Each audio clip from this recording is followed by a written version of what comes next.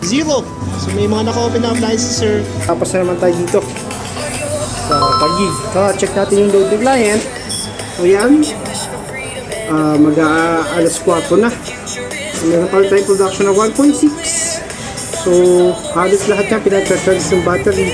Kunti na yung load ng client. Wala pa rin tayong kinukuha sa mga ito. Yung load natin, 8 kilowatt hybrid na day.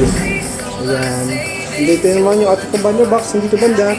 Then, check na natin. Ay, napakalinis. DC SPD.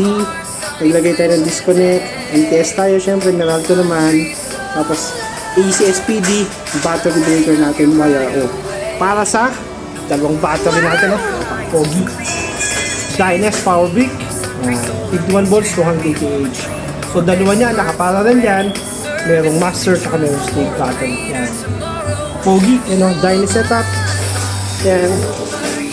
Ito natin nilagay sa isang area ni Bossing na well ventilated and hindi naman na mababasa.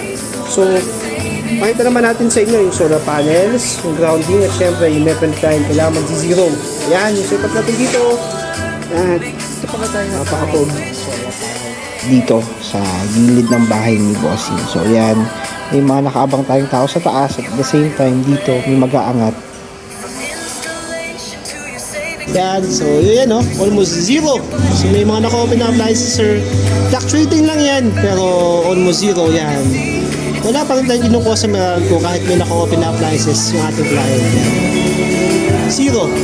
Yan. Hindi nagagalaw yan sa setup natin. Grounded tayo. Bawa tayo grounded. Yan. Okay, dito sa malapit sa yung dalawang solar panels ni Bossing sa taas. 12 pieces na 620 watts. Total of 7.44 kilowatt peak. So, ayan. Ganun yung latag natin. Dalawang slings yan. 6-6. So, ayan. Diyan bumaba dun sa gilid. So, napupuno naman ng mga solar panels na yun. Yung dalawang battery kasi given na hindi masyadong nauubos ni Bossing yung kanyang battery sa gabi. Yan.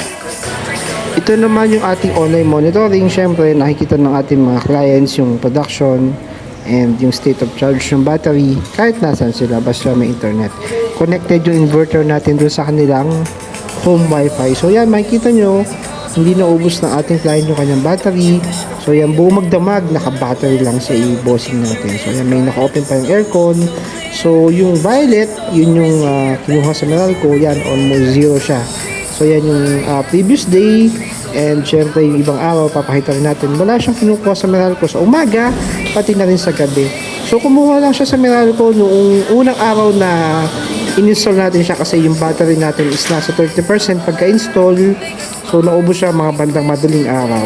So yung unang araw lang kumuha sa Meralco si ating client. So yan, mamomonitor mo yan dyan sa ating day app. Yan. Pati na rin sa mga naka-Solis is Solis Cloud naman.